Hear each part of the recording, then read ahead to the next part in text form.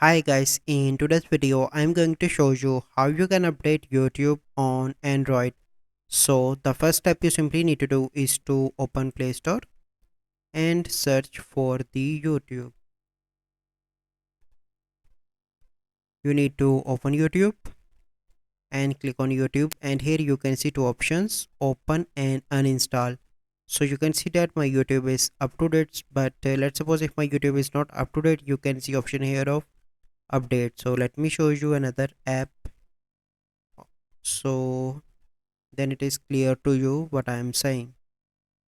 So this is also updated. Let me search for the Instagram.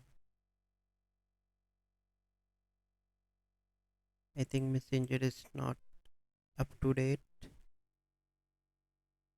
but it is. But you have an idea that if you can find a button here of update, so it means that this app needs an update. So let me search. I think Discord. Yeah, it is also. But this is the process you need to follow.